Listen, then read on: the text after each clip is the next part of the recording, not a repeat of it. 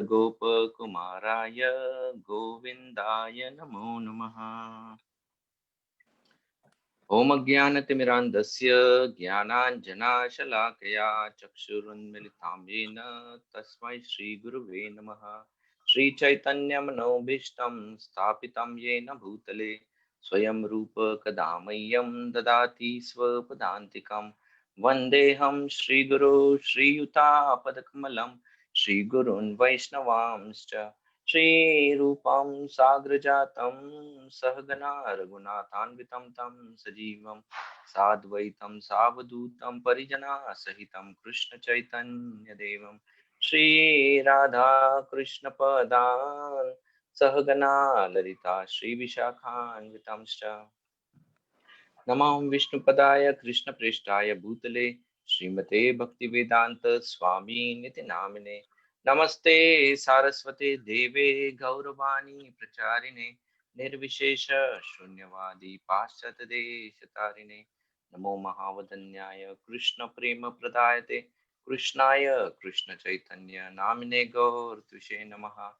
He Krishna Karuna Sindhu Dinabandhu Jagatpate Gopesha Gopika Kanta Radha Kanta Namostute Tapta Kanchana Gaurangi Radhe Vrindavaneshwari Vrishabhanu Ste Devi Pranamami Hari Priye Vancha Kalpa Tarubhyascha Kripa Sindhu Bhaevacha Patitanam Pavanebhyo Vaishnavebhyo Namo Namaha Jai Shri Krishna Chaitanya Prabhu Nityananda Shri Advaita Gadadhar Srivasadi Gaura Bhakta Vrinda Hare Krishna Krishna Krishna Hare Hare Hare Rama Rama Rama Hare Hare Mukam Karoti Vachalam Pangum Langayate Girim Yat Kripa Tamaham Vande Shri Guru Dinataranam.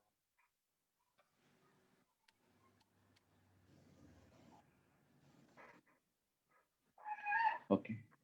So, before I begin speaking anything, I would seek the blessings of all you Vaishnavas, who are senior and advanced to me in terms of your spiritual advancement, in terms of your spiritual knowledge.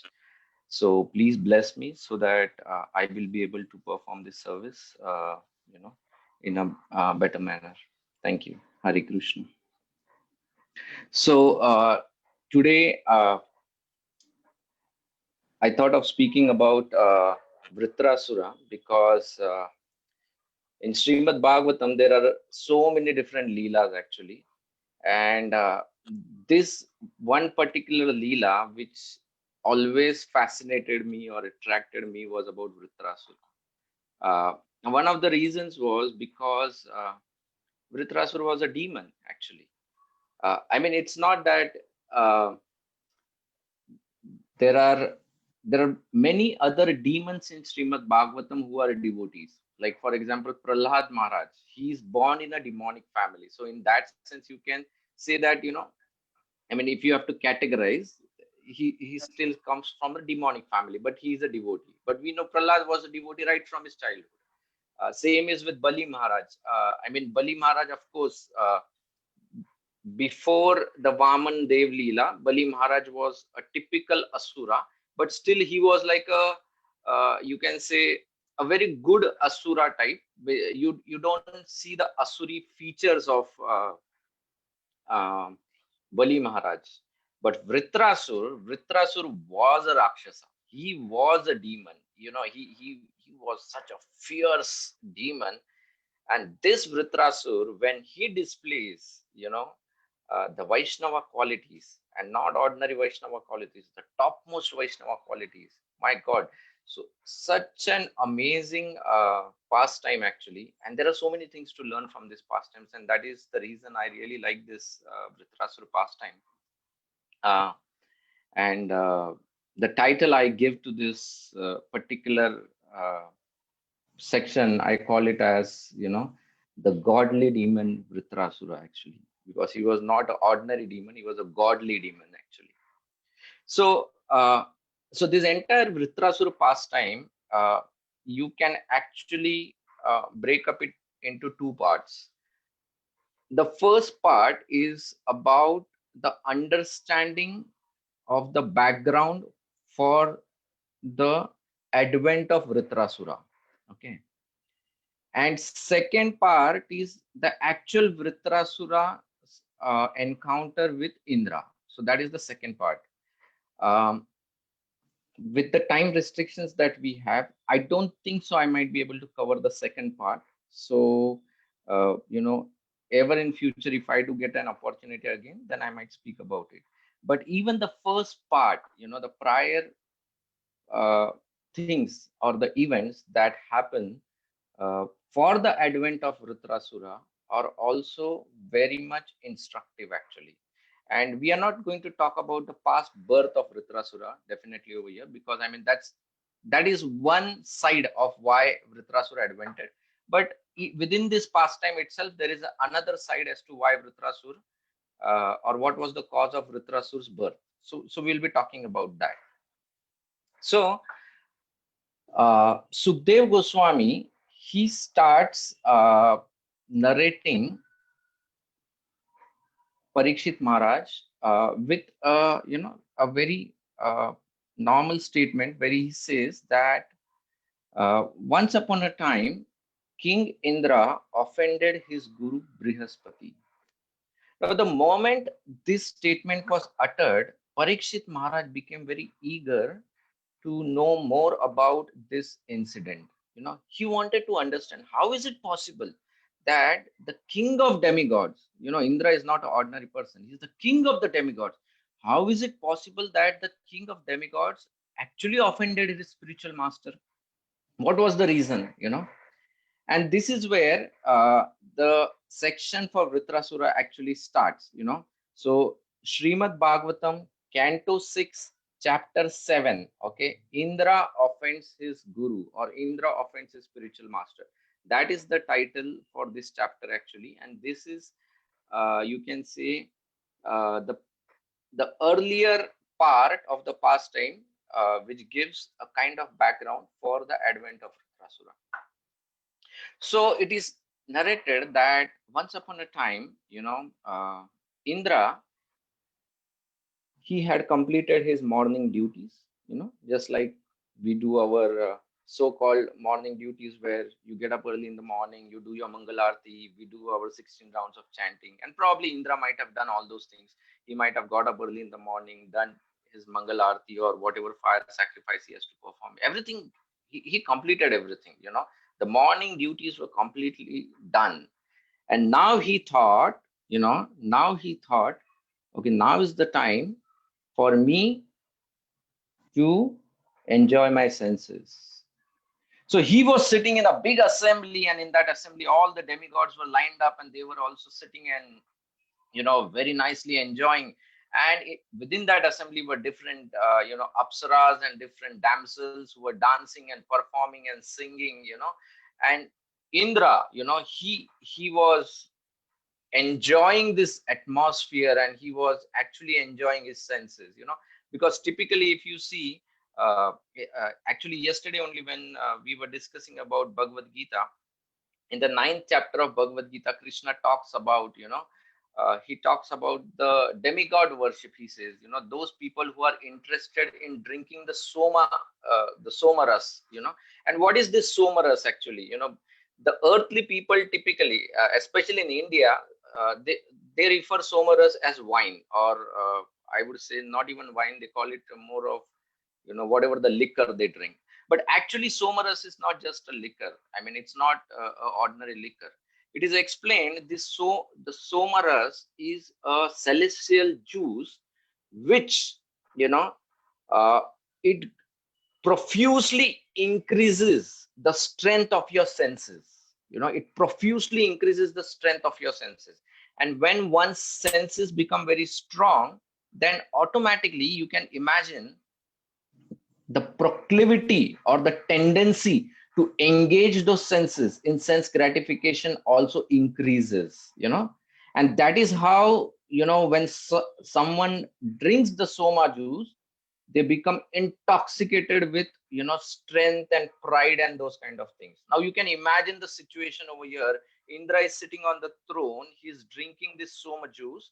So one is he's feeding his senses, that is he's strengthening his senses, and the sense objects themselves are performing in front of him, so how intoxicated he was at that point in time. Now, when he was in such a situation, it was at that point in time, his spiritual master Brahaspati, he entered the assembly. When Brahaspati entered the assembly, Indra was completely shocked. He was wondering, my God, how is it? I mean, this is not the time that, my guru should be entering the assembly. I mean, I'm done with the duties, my morning duties, I'm done with those. This is the time for my own sense enjoyment, Sometimes, it happens with us also when uh, we are trying to do some materialistic activity or doing something, and all of a sudden, some Vaishnava calls or Vaishnava comes on the door, and we are like, oh no, this is not the time they have to come, but this is not the right tendency actually, and we can see that in this pastime actually, what happens over here. So Indra started thinking like this, that how is it this guru has come all of a sudden, this is not the time for him to come. This is my time to enjoy actually, this is my time to enjoy. And he is barging into my time. So typically when we try to differentiate between spiritual life and material life as two different lives, then we will start facing this problem, you know. Actually, the pure devotees or the advanced devotees, for them material life and spiritual life are not two different lives.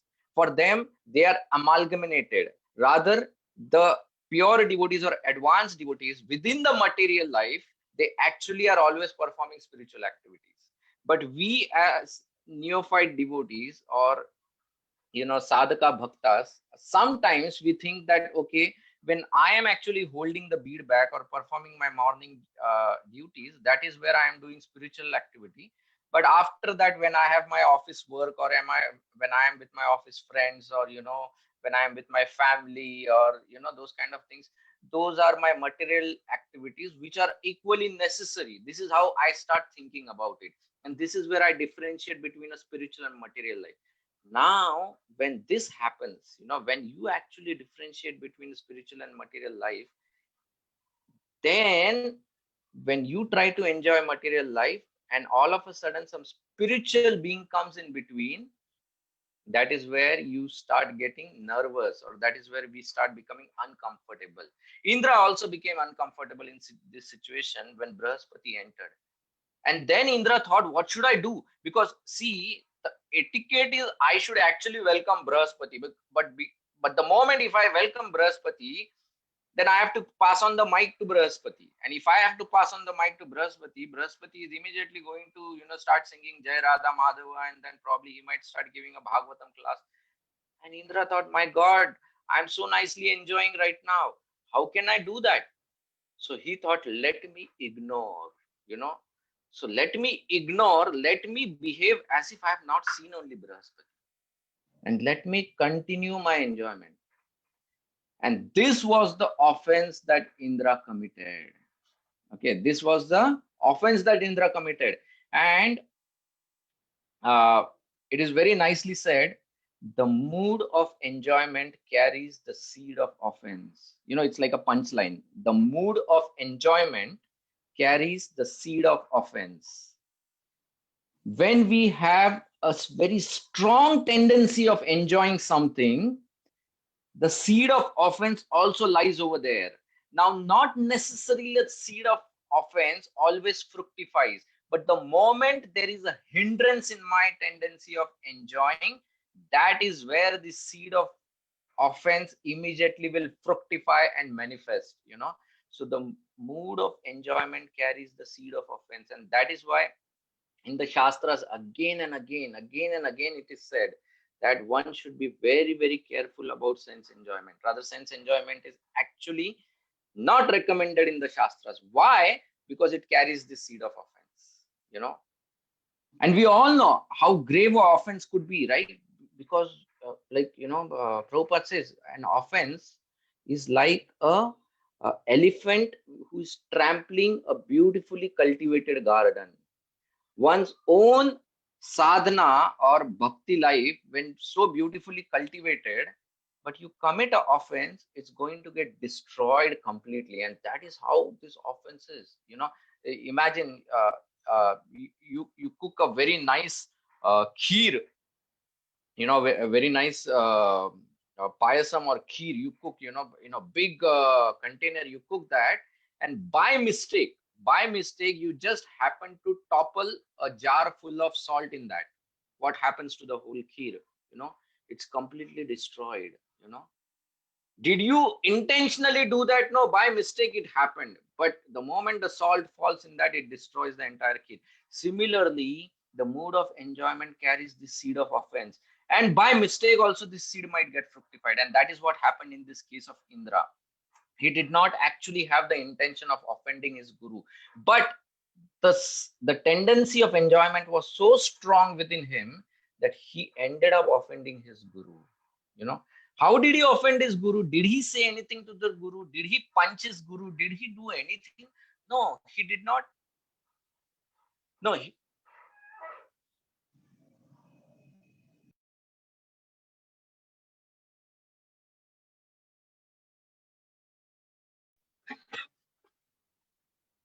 Hare Krishna.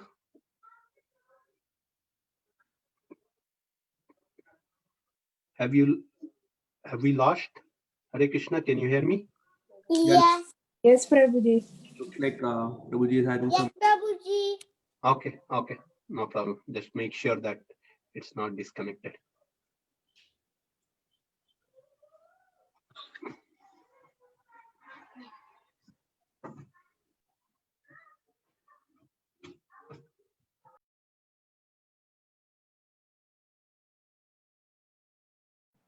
Hare Krishna. Am I audible? Yes, Prabhu. We lost you for a few minutes. Oh, sorry. Actually, I don't know. My headphone all of a sudden.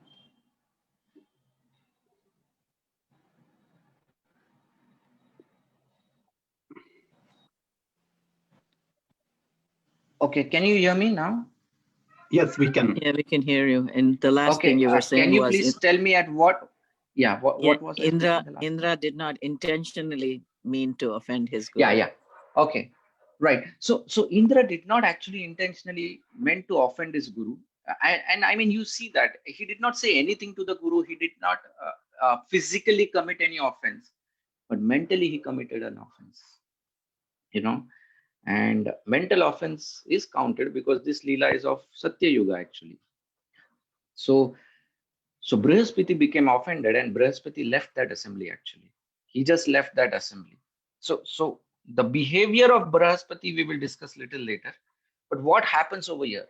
The moment Brihaspati left, Indra immediately understood, oh, I have committed a blunder, he said. I have committed a blunder. And within the assembly, now this is one of the reasons why the Lord also always helps Indra, because though Indra is a Mishrit Bhakta, he's not a pure devotee, but he's a Mishrit Bhakta. Why Mishrit Bhakta?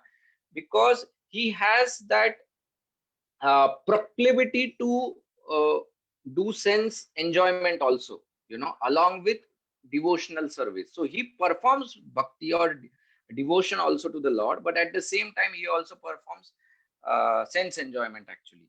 And that is the reason he's called as Mishrit Bhakta. Okay. Now, but the good part is he immediately realized his mistake. And in there is a verse, the 12th verse of this chapter, where he says, Ko gridde pandito lakshmim tripishta pater api yayaham asuram bhavam nityodya buddheshwara. So here in this he's saying Ko grudde pandito lakshmim. He says that who would be that fool? Okay, who would be that fool who would want to have opulence. Why is he condemning opulence over here? So in the purport of this particular verse, Srila Prabhupada refers to the Shikshashtakam verse, which we always say, recite, na dhanam, na janam, na sundarim, kavitam va jagdish kamaye. Chaitanya Mahaprabhu talks about, rejecting these things, So if you categorize these three things, they come under three things, three categories. Kanchana, Kanchan means gold, or gold is wealth basically, or opulence. So Kanchana, Kamini. Kamini basically is attraction to the opposite sex, Kamini. And third thing is Pratishta. Pratishta is basically fame or pride. Okay. So these three things, they are very, very dangerous. They are very, very dangerous. The reason is because if one is intoxicated, or rather, these three things have a tendency to make one intoxicated. Like in the Shastras, we see, right? This is the month of Damodar, and in this Damodar month, we sing the Damodar Ashtakam, and one of the last verses, Kuveratma Jaumadya, in that we say that this Nala Kuvera, they were delivered by you, my dear Lord. Okay, Satyavrata Muni is saying that. And who were this Nala Kuvera? They were the sons of Kuvera, who were fully opulent, and at the same time they were beautiful. So they were also very proud. And because of the pride and opulence, they ended up committing an offense towards Narad Muni. And if you actually see so many asuras, you take the example of even this, who was that? Aghasur. Aghasur also, it is explained in the Shastra, not in Srimad Bhagavatam, but some other Puranas, it is explained that how Aghasur, when he became, he was one of the Gandharvas, and when he became intoxicated with the beauty of his own body, and he saw Ashtavakra Muni, who is actually having bent in 8 parts. Okay, Krishna is called as Tribhangi, but it is not that Krishna has 3 bends, but Krishna stands in such a manner that he manifests those 3 bends, which look very beautifully. But Ashtavakra Muni, his body itself had 8 bends, so he was looking very, very, the moment you could see him, anyone would start laughing actually. And this fellow, he starts making offensive comments towards him, and that is where he actually offends him. But why is he making those comments? Because of his own pride about his beauty. So Kanchana, Kamini, and Pratishta, these 3 things are very, very dangerous, and that is why even if one possesses these 3 things, it is very necessary that he always be under the shelter of devotees. Because if you are not under the shelter of devotees, or if you are not in the right association, then this can lead to your fall down. And that is what Indra is also saying over here. He says, I am the king of the demigods, and in spite of this, see what this opulence has caused, he says. And he says only a foolish person will desire such kind of opulence. What is the use of this opulence, that I have actually committed a grave offense of actually disrespecting my guru, disrespecting my spiritual master actually. And that is why one has to be very, very careful about these 3 things: Kanchan, Kamini, and Pratishta. Actually, I was hearing one very nice lecture by His Grace Gaurang Prabhu, and in that he was talking about, see, right now, at least I can talk about myself, that I am a devotee who is at a sadhana level, I am a sadhaka, so right now I am just doing my sadhana level. I have not really understood my sambandha gyan, so we know, right? Sambandha gyan, abhideya, and prayojana, right? Now, as a sadhaka, we do our spiritual duties just following the instructions of our superiors. It is not necessary that we have any taste in doing those duties, right? We just do it because our superiors have told us. At least I do it that way, just because of my superiors have told me. But Gaurang Prabhu was making a very interesting point. He was saying, he said that this platform, okay, of sadhana, where we are just doing as per the instructions, he said this is a very vulnerable platform. It is very important for us to establish the sambandha with the Lord, the relationship, understanding the purpose of why we are doing what we are doing. That is very, very important, you know, because if we don't understand that, then it is very easy for one to get swayed away from bhakti. How you can say that? So I'll give you example. Say, for example, there is a person, who is riding on a motorcycle, and he's riding at a very high speed on a highway. He's driving at a very, very high speed on a highway. He's going, okay, and all of a sudden, and say you can say the highway is an Indian highway because in America you have very good highways, no obstacles. But in Indian highway you can see all kinds of obstacles. So on an Indian highway, all of a sudden, there is a big stone, and because of the speed, he doesn't realize this, and then he just bangs on the stone and he topples. Okay, and when he topples, incidentally, he just falls finally in front of a store, and that store happens to be a store of a cloth merchant. Now, this fellow who was riding on the motorcycle, he has fallen in front of a cloth store and he's bleeding profusely. So the cloth merchant, uh, having mercy on this person, he brings him inside the shop, and he very nicely, does some medication to him, gives him the first aid.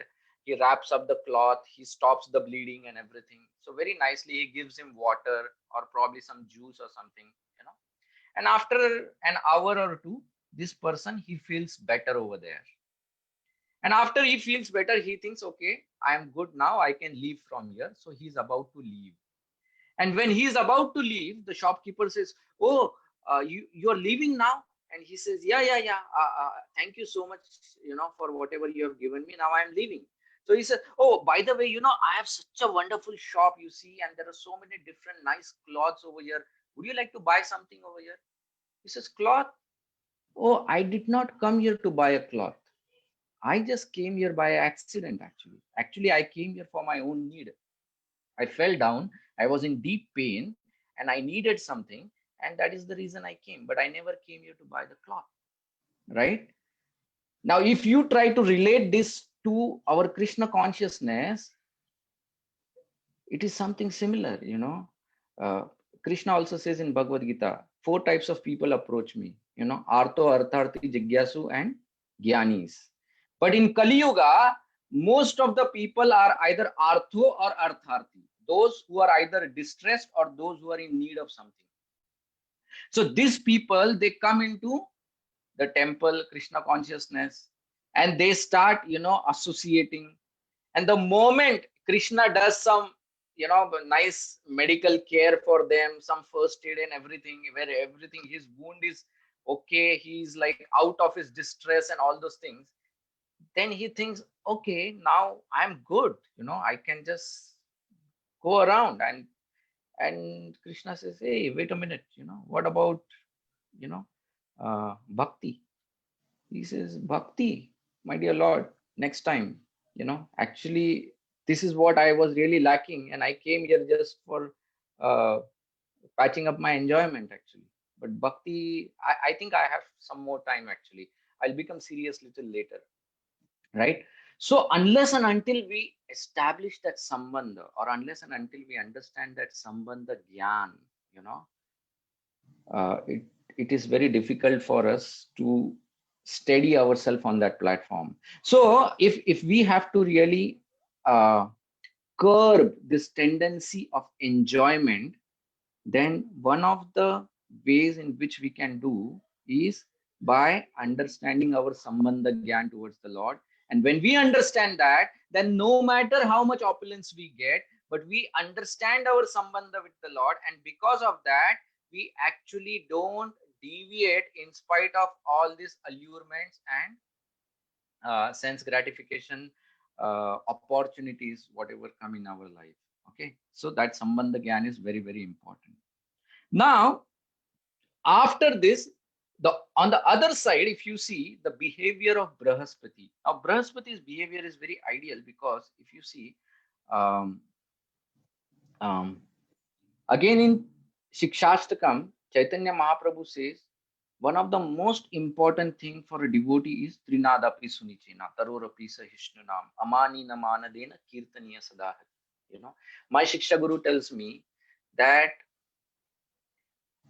tolerance or humility is that ornament, okay, which makes us beautiful in the eyes of Lord. See, people wear different kinds of ornaments just to look beautiful and just to kind of get applause or get appreciation of other people.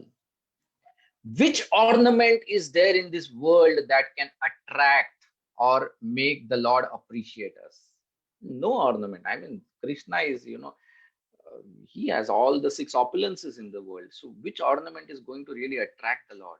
But humility is that ornament. When a devotee wears that humility around his neck, the Lord gets attracted towards that, devotee.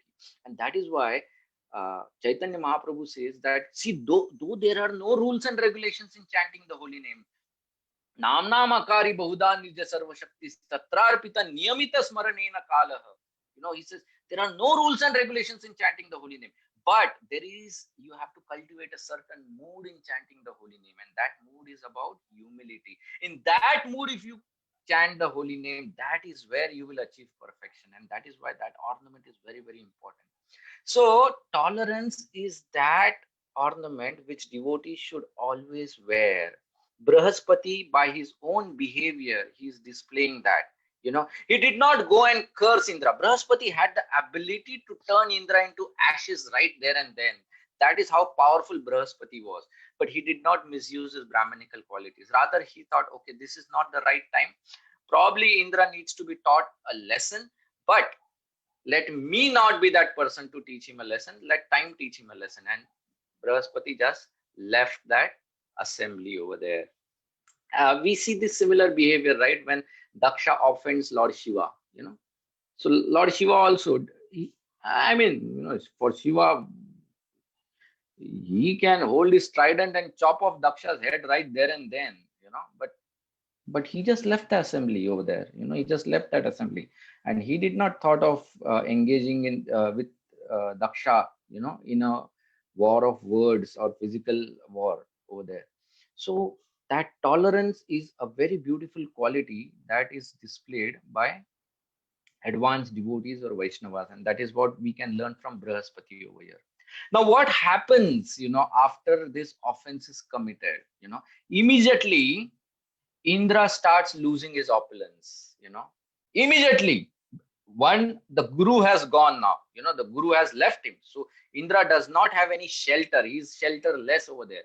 At the same time, on the opposite side, there are these asuras who are under the care of Shukracharya and who are obeying Shukracharya so nicely. So they are pleasing their guru, and because of that, this Daityas or the demons, they become very powerful and they attack Indra. And when they attack Indra, Indra is defeated. And when Indra is defeated, he has to run. He has to run. Now, where does he run? Where can he run actually? So Indra, he did not have the ability to defeat these people. So he runs. And at that point in time, his immediate shelter, the immediate shelter for Indra was Brahma, So immediately Indra runs to Brahma over there.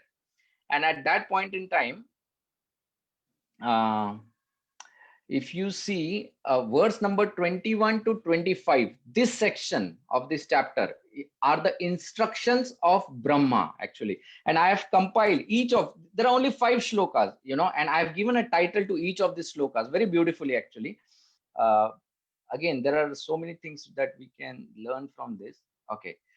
So in the verse 21, Brahma chastises. First thing he does is chastises the demigods. He says, Aho bata sura shreshta. He says, he says that, oh demigods, you are Sura Shreshta, Indra of the Suras. Suras are basically demigods, and Shreshta, you are the greatest of all the demigods. How could you do this? What did he do? Abhadram, you did a Abhadram act. Bhadram is auspicious. Abhadram is inauspicious. How could you do such an inauspicious act? What inauspicious act did he do? The inauspicious act of offending your own guru. And who is that guru? His guru is not an ordinary guru. His guru is a Brahma Sthitam. He says he is situated on the Brahman platform actually. He is actually spiritually enlivened. He's like a devotee actually, and such a guru you offended, Indra, this is not good. He says this is not a behavior that is expected from you, especially because you are the greatest of all the demigods, or you are the best of all the demigods, and you are the leader of all the demigods. If you do such kind of activity, what happens to the other demigods actually, So this first thing that Brahma does is he chastises Indra. Okay. The next thing that he does is he explains them the root cause, because Indra, is coming crying to Brahma. Brahma, I know I offended Brahaspati. The problem is, after doing this, see, these demons have come and conquered me actually. And Brahma, he's telling Indra, do you realize? Tasyaham ananyasita, parebhyo va parabhava. He says that how is it possible? Brahma is asking Indra, tell me one thing, how is it possible? These demons, they are the same demons who in the past have been defeated multiple times by you. Then from where did they get this strength?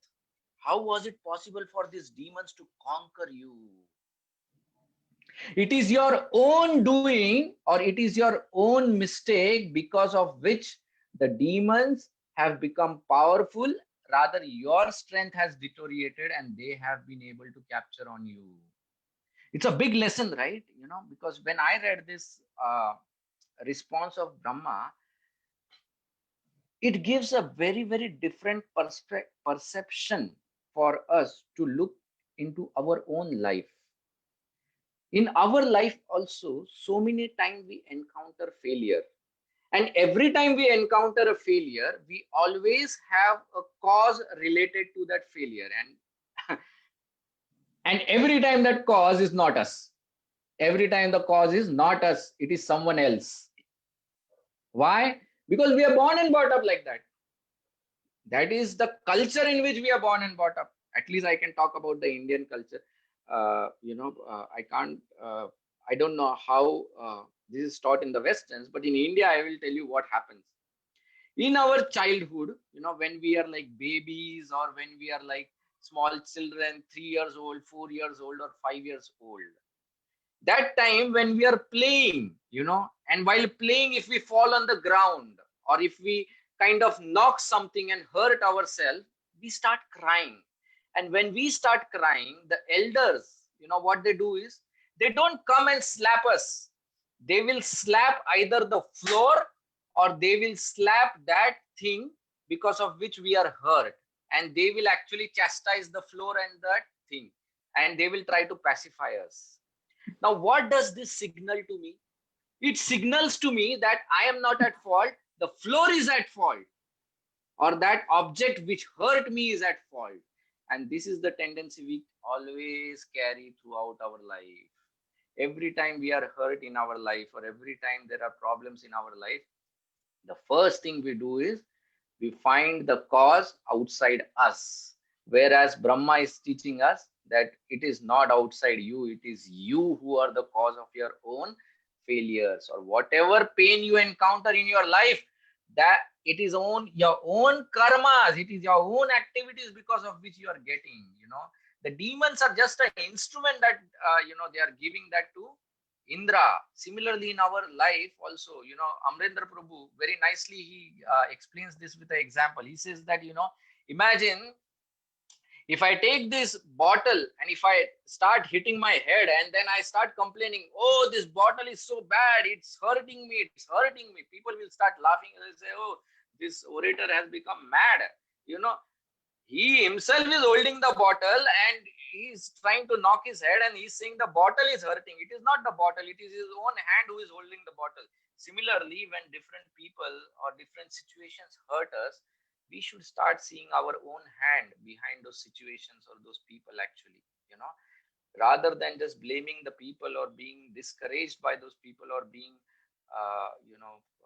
angry towards those people or situations. We should understand that they are just a medium to give us our own bad reactions, but it is our own doing. So this is what at least I take away from this second verse. Brahma is telling, Indra, do you understand, why is it that these demons have become powerful? Until now, they were never powerful. All of a sudden, how come they have become powerful? It is your offense, Indra. You have committed offense, and that is the reaction that you are getting. Okay. So then Indra says, my dear Brahma, I understand now it is my problem, but tell me something by which I will become success. Give me a success formula, right? Don't just do analysis, give some solutions also. And this is where, uh, Brahma in the next shloka, there is a shlok number 24. Okay, in shlok number 24, Brahma is giving the success formula. What is the success formula for anyone actually? This is the success formula for anyone. He says, Tripishtam kim ganayanti abhedya. Okay, he says, Tripishtam, he says that this is for all you demigods, and including myself also. Brahma is saying, Tripishtam, all Trilok, for everyone. He says, this is the Abhedya mantra. Abhedya mantra means this mantra which can never, never fail. What is that Abhedya mantra? Na Vipra Govinda Gava Ishwaram. He says that these three always have to be respected. Who are those three?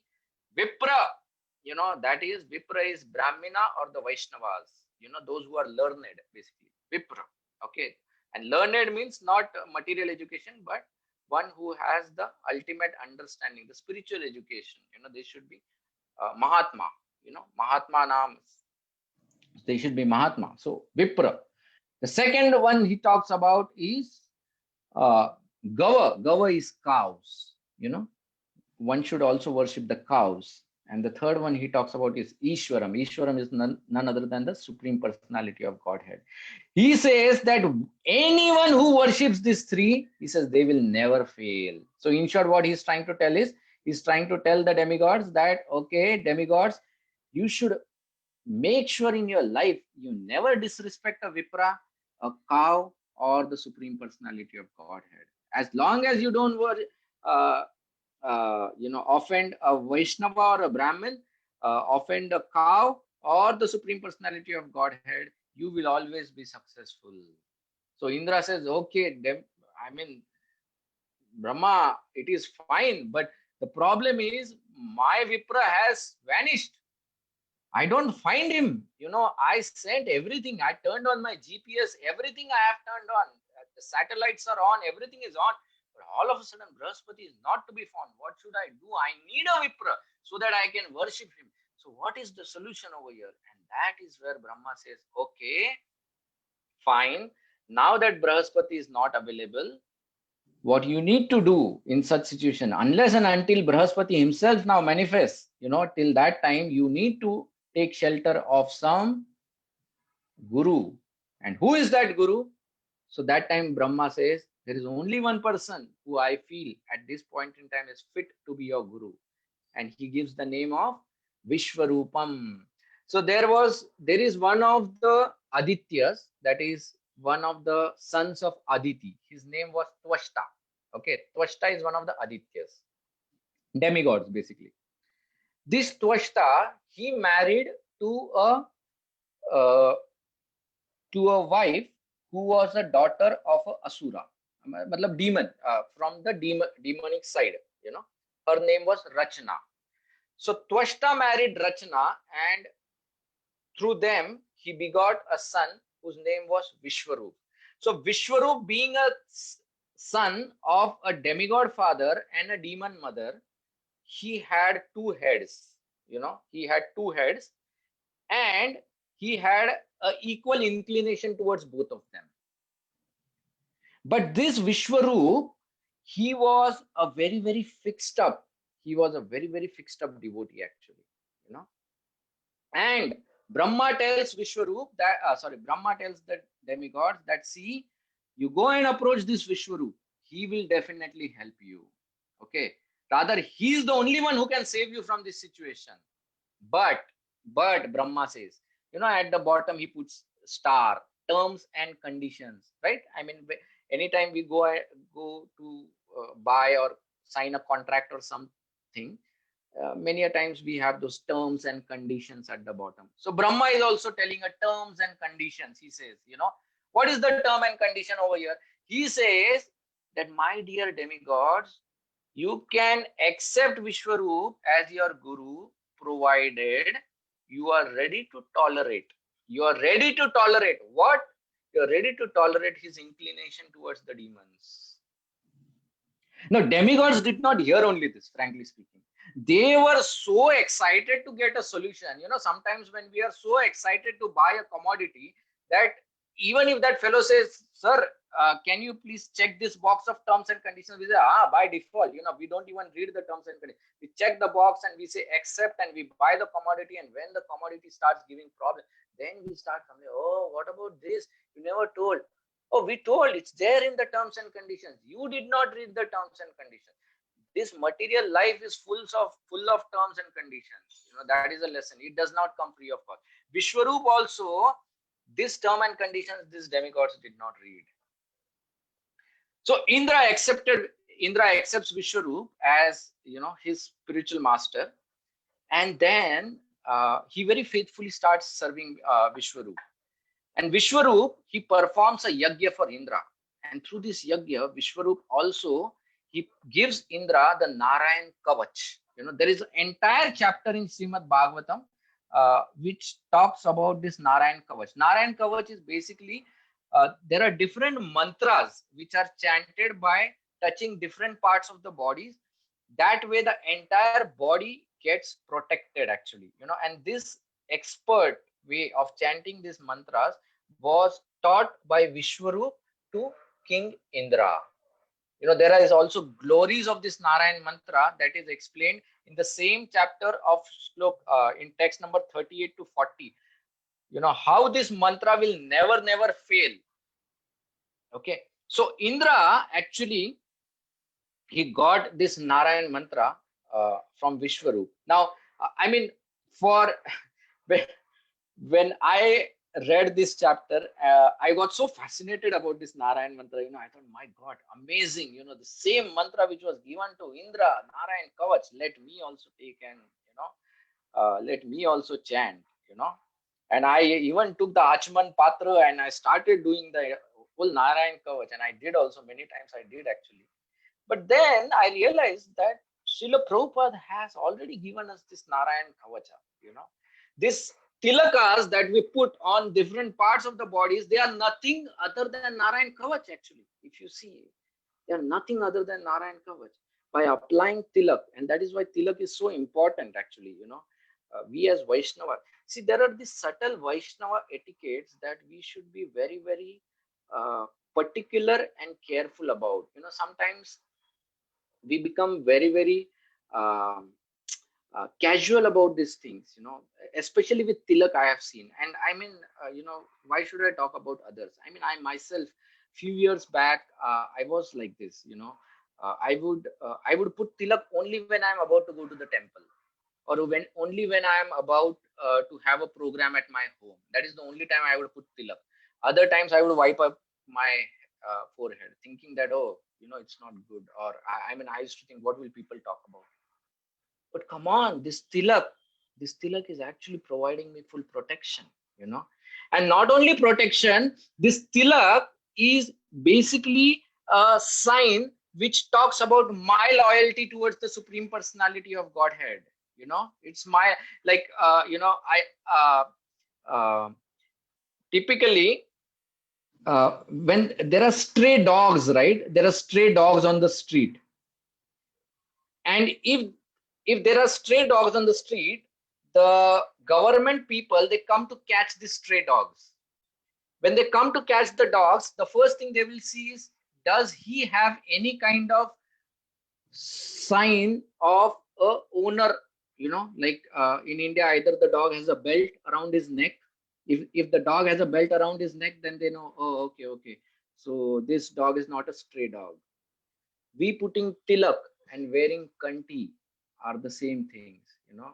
When Yamraj's van comes to pick up stray human beings, and when he sees, oh, this fellow, he is wearing a kanti and this, don't touch him, don't touch him. Otherwise, the same incident which happened in Ajamila will happen right now also. So they will not touch us actually. Okay, and that is also the reason why we should always wear this tilaka. You know, there are many glories about the tilaka actually that we wear. But understanding this tilaka is nothing other than the same Narayan Kavach that we are putting on our own body actually. And the Lord will protect us. But protection of the Lord does not mean protection in the way we want it. The Lord protects in the way He wishes to protect us. And that protection could even be by killing us. Okay. So protection always doesn't mean that, oh, if I'm wearing this tilak, that means now I am invincible. You know, even if I bang my car in front of a big truck, I will not die or something. It's not something like that. You know, protection of the Lord means even if I die in unfortunate circumstances, my Lord will always protect me and He will do the best which can be done for me to protect my devotional life. And that is the protection that Lord offers to us. So that is the Narayan Kavach that we are wearing, or rather Srila Prabhupada has given us, which we can wear every day. The moment we wake up in the morning, you know, after bathing, the first thing we do is put this Narayan Kavach actually. And if there is any situation where unfortunately you don't have tilak, you know, the Gopi Chandan, then Prabhupada also says that you can actually use water and you can sanctify that water and put that water tilak also. Even that is accepted actually. Okay. So Narayan Kavach. Now after, you know, he chanted Narayan Kavach and he gave Indra this Narayan Kavach. This Narayan Kavach was so powerful, you know, that Indra became invincible. And when Indra became invincible, he went into the war with the demons. And in that war, he defeated all the demons. And again, he regained his throne. Again, he came into power. Okay. Now again, Kanchan, Kamini, Pratishta. You know, see these three things again. They will not leave so easily. How they start haunting. Okay. In this Leela, there is a progressive fall down of Indra actually. Progressive fall down of Indra. How exponentially he starts committing offenses is something that you can see in this Leela. So after he got reinstated, then Indra, you know, he requested Vishwarup to do different kinds of yajnas for him. One day when Vishwarup is doing the yajna, and what Vishwarup used to do is, now Vishwarup also understood, right? See, there was a desperate situation in Indra's life. Vishwarup came, he helped him through the Narayan Kavach. Done. You know, now Indra is reinstated, safe, no problem. So now Vishwarup thought that, okay, I also have some duties towards the demons, you know.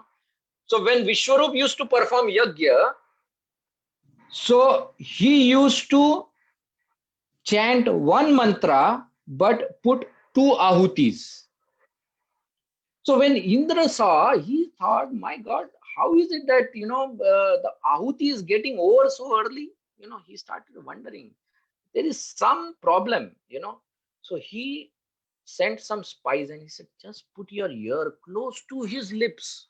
I want to understand what is he murmuring, because I realize that when he chants the mantra and he offers the ahuti towards the demigods, there is something else he murmurs after that, and he offers a second ahuti. What is that?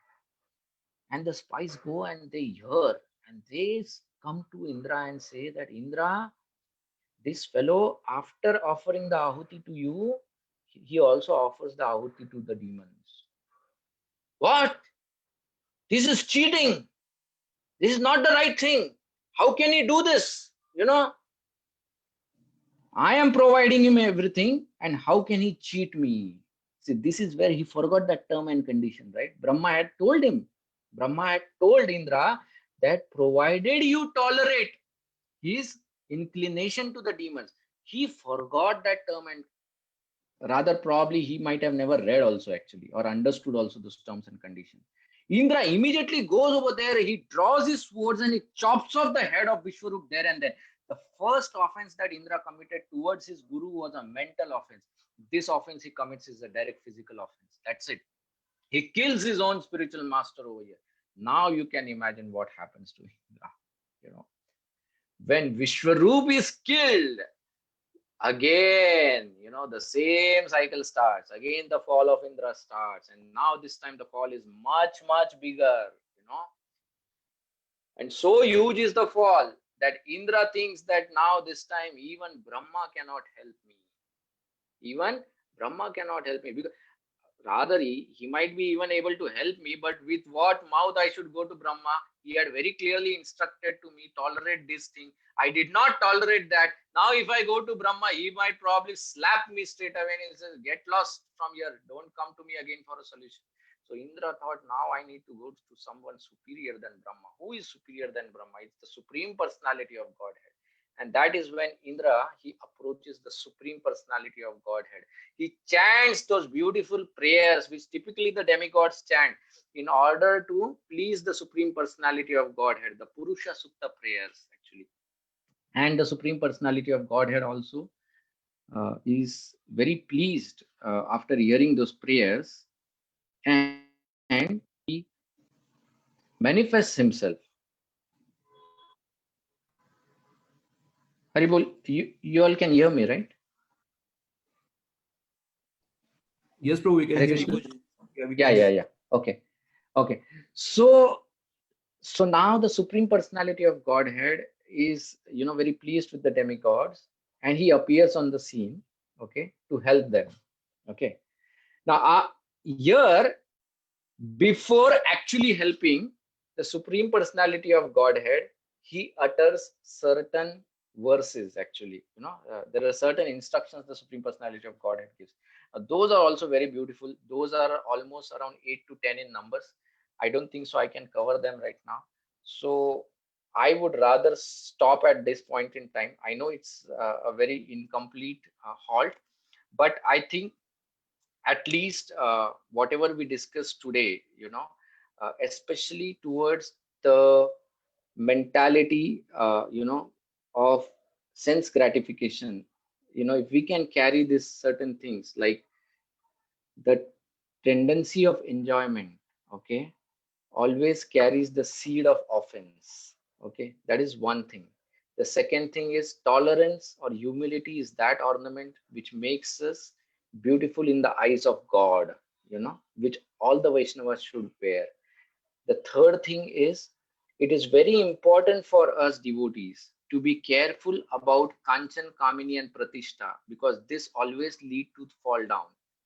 And how we can be careful about them is by actually developing sambandha gyan, or establishing that relationship with the Lord, not just doing our bhakti for the sake of doing it, but establishing a relationship towards the Lord. And that time it is very easy for us to overcome this tendency of sense gratification. And finally, if we can understand the importance of the Narayan Kavach, or the tilakas that we offer all over our body, I think with these 4 or 5 things, I would like to, stop over here. And I would like to request all you wonderful Vaishnavas to provide your feedback, comments, or any queries that you have. Hare Krishna. Thank you.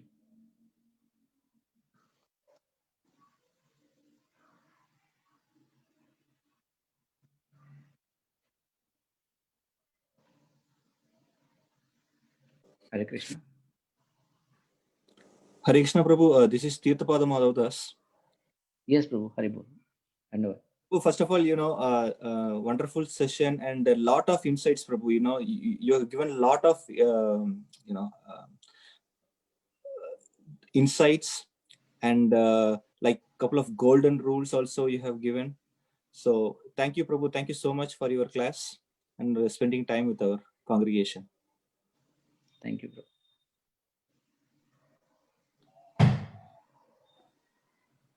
Hare Krishna, Prabhuji. Thank you so much. It was a very wonderful class. It reminded me about, I think this is that Vritrasura pastime, if I remember correctly. This is the pastime we discussed first when I started joining with you at our office. During lunchtime, we used to read Bhagavatam. It reminded me of that. But I had a question about this. So I have always thought of Indra had committed a mental offense, and for that, initially he committed a mental offense to his guru Brahaspati. But we also see in the same Srimad Bhagavatam, there is this pastime of Chandra also committing an offense towards Brahaspati, where he is maddened by his power and he attacks the demigods, and then he kidnaps the wife of Brahaspati.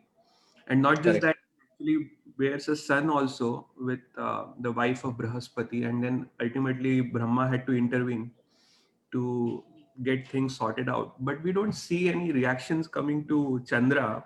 In fact, it is said that Chandra's son that he bore through the wife of Brahaspati, he becomes so powerful later that, So, how do we understand this? See, there are two, there are different ways we can understand this. Okay. One is there are certain rules and regulations that we as humans have, which the demigods don't. Okay. So certain things which are ours or not looked well upon in the human society, not necessarily those are valid even at the demigods level. Okay, but that doesn't mean one has to pollute those rules and this thing. So in Chandra's case, whatever it might be the reason, it might be the ordain of the providence or whatever, he had to beget a son from Brahaspati's wife, and that son had some kind of destiny or something like that. So there might be a pastime. The other thing is, if you see in Srimad Bhagavatam, yes, I know that there is this incident mentioned very well, but the problem is you will not find a complete incident in one Purana completely. Okay, this is what I have noticed, especially even in Srimad Bhagavatam also, if you read that incident, you will not find the background or what happens after that. In Indra's case, it is a very grave scenario compared to Chandra, because see, Chandra is like a citizen of demigods. Indra is the leader of the demigods. Okay, with responsibility comes, with position comes responsibility. That is why Indra's offense is much, much graver than Chandra's offense, because Chandra's behavior, others might condemn, and not necessarily there might be many followers to him. But when it comes to Indra, all the demigods are following him. And that is why Indra's offense is so grave, actually. And that is why it's very in detailed manner highlighted. Now, again, coming to Chandra, we really don't know, what reactions Chandra bore after that. For example, in Srimad Bhagavatam, there is this story of King Pururava and Urvashi. Okay. And in that story, if you have read that story, it's a very famous story where, this how this great King Pururava, he got captivated by this Urvashi, and then which led to his fall down, and he became really mad about her, and then, he degraded and all those things. And eventually, again in 11th canto, the Supreme Lord again brings the pastime of this Pururava and how he actually perfected his life. And when I read that 11th canto, I was wondering why Krishna is again bringing. See, normally in Bhagavatam, it is very rare that you would have seen a pastime of a particular king repeating twice in different repeating again in different cantos. But about Pururava, it is done that. So I was very curious to know about what this Pururava's thing is. And that is where, when I was reading another Puran, I think it is either in Padma Purana or Matsya Purana, one of these Puranas, there is the story of Pururava and Urvashi. And what led to the fall down of Pururava, why Urvashi came into the life of Pururava, that is explained over there. And that story completes.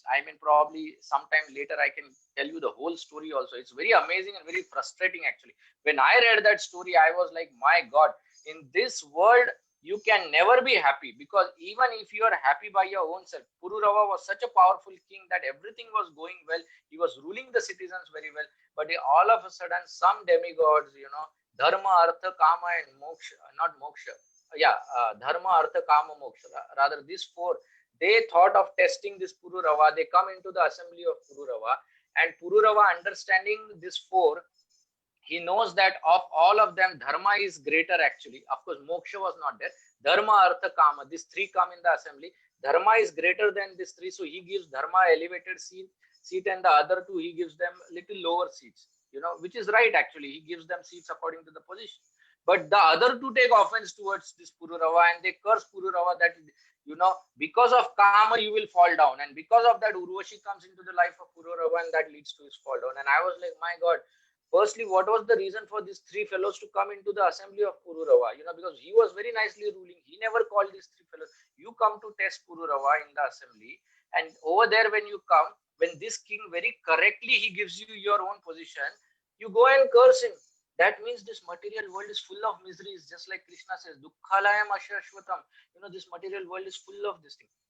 The point again I want to tell is that, you can't conclude just reading one side of the Shastras, or probably the whole story of Chandra is not there in Srimad Bhagavatam. There, of course, there would be references about this story in some other Shastras where they would talk. But again, that's not really very important, because that has nothing, because he is more like a citizen level. Chandra is more at a citizen level. He's not at a leader level. But Indra is at a leader level, and that is why Indra's story is so much highlighted over here. Is it okay, Prabhu? Yes, Prabhu. Thank you. That explains very well. Yeah. Okay. So, Prabhu, you're saying then basically the moment we step into this material world, unfairness can be expected. Only unfairness can be expected. Yeah. So save the holy name and devotional service. There's nothing auspicious in this material world that we can Exactly. expect. Exactly.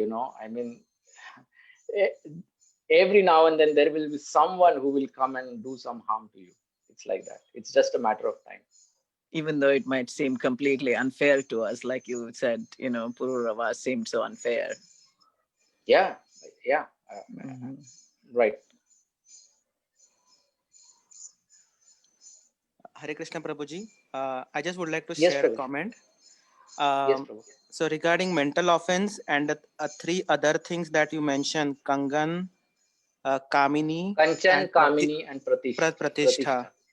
So even when I was trying to relate those to our current life, where we as a sadhaka, maybe we may not express those externally, but at the subtle level, we kind of performing those offenses every now, at least in my case. So one thing that from solution, I was thinking about solutioning, and you said very right? Knowledge and awareness. By mercy of Srila Prabhupada, at least now we are aware that these are offenses, even those are happening at the subtle level.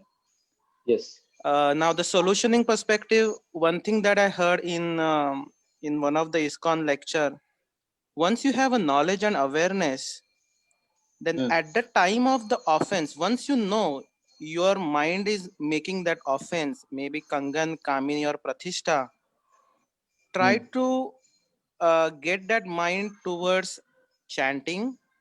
Again, that should be a continuous process. And number two, solutioning perspective, intensify your chanting on a daily basis, more attentive and more attentive.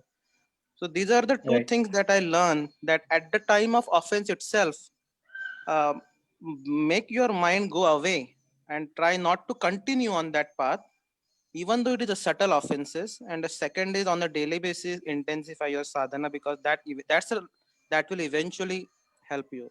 So that right. Yes, Prabhu. And that is where I also said that to help you come out of that, this Sambandha Gyan is very important. It is very necessary for us to establish our Sambandha with the Supreme Lord. Just like I gave the example of that person who fell in front of a cloth shop, So we should understand that we might have fallen in front of the temple, and because of that, fallen in the sense, we might have gone to the temple for, artho artharthi jigyasu, out of curiosity or because of some needs or because of distress, we might have gone there. But the thing is, it is high time that we should do bhakti by understanding our relationship with the Lord, and when you do that, then automatically, see, just to try to chant sincerely or offenselessly in itself might become a very mammoth task. But when you understand your relationship with the Supreme Lord and how the Supreme Lord is always protecting you, and how there is no one else other than the Supreme Lord who can protect you, and how that relationship between you and the Lord is so special, then this same chanting can become a very sweet thing for you. Then it is no more just obligation or a duty, but this comes out of love, so it just becomes easy. So that is where that sambandha is very, very special. I really feel, and you bring out that very valid point. Yes, Prabhuji, it's very necessary that we focus on chanting, because that is the yuga dharma of this age of Kali. Yes, Prabhu. Thank you. Thank you. So you're saying, Prabhu, that creating that sambandha is more important than the process of abhideya. You're saying that initial sambandha is more important. No. So see, sambandha is basically understanding our relationship with the Lord, right? Why we are here, what we are here, and how. Abhideya is the process of establishing that sambandha. Abhideya is the process. So that process is chanting or performing service. So I mean, abhideya of course is required, but without understanding the sambandha, if you directly try to do abhideya, you might do it in a mechanical manner, or at some point in time you will start hating that process, because you might think, what is this nonsense? I don't get any taste, I don't feel anything different, I just keep murmuring, that kind of thing, because you are not understanding the relationship only, and you are just trying to follow the process. So first understand the sambandha, and that is why, how do you understand the sambandha? That is where we actually take shelter of Srimad Bhagavatam. When we hear about the Lord, Shravanam, that is what Prabhupada always said. Shravanam is so important. By knowing about the Lord, reading about the Lord, understanding about the Lord, that is where we understand our relationship, as to whom are we referring over here. And once you know that, of course, Prabhupada has always given us the process right in the beginning. So that same process, it becomes so easy and so pleasing actually. And once the process becomes easy and pleasing for us, and with the relationship, in the background, then the prayojan, that is the goal, becomes automatically achievable. So sambandha, abhideya, prayojan. So that way. And of the three, like Kanchana, Kamini, I mean, wealth generally for devotees, I think Pratishta might be the harder one, right? I mean, we are generally not looking for wealth. We are generally not looking it is for, not, but it is not Pratishta, looking for that adoration and honor, that subtle, I think is greater. Would that be true? See, actually, I'll tell you. So it is not always looking for. Sometimes devotees already have it.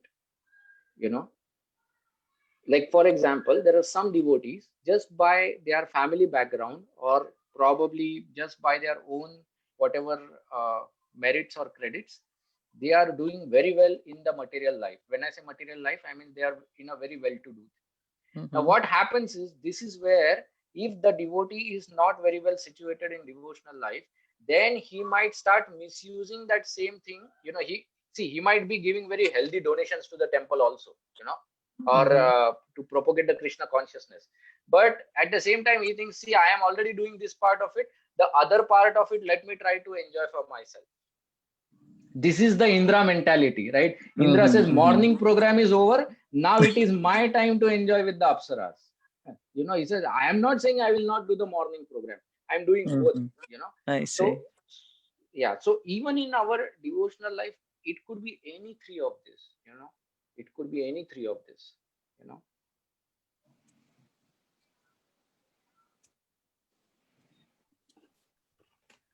Thank you so much. It was such a wonderful class.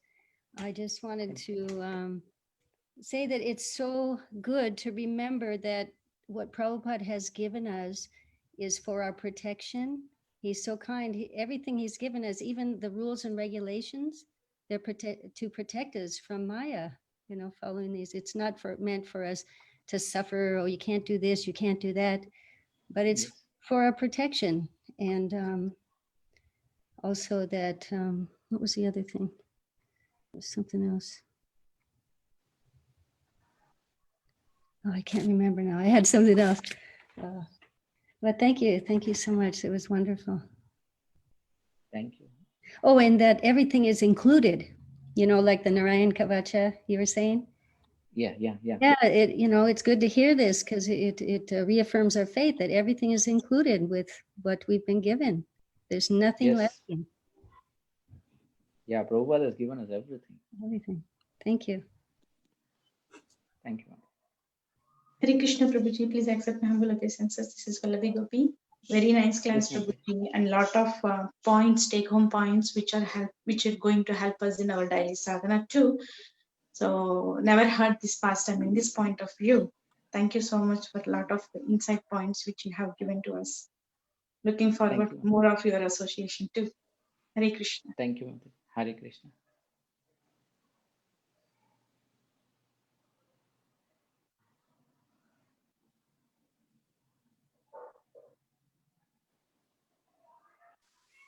Okay, so if there are no more questions or comments, maybe we can end the session here. Thank you so much, Ugra Narsimha Prabhu, for joining with us and Thank you. sharing the knowledge with us. Thank you so much. Looking forward for another such wonderful session from you again.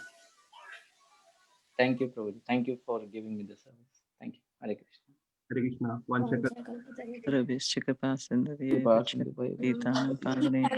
Vedyo Namo Namah. Uti Vaishnavant Ki Jai. Jai. Hare Krishna. Thank you so much. Hare Bol. Thank you. We look forward to hearing from you again. Thank you. Thank you. Prabhuji, thank you. Hare Krishna. Thank you, Prabhuji. Thank you.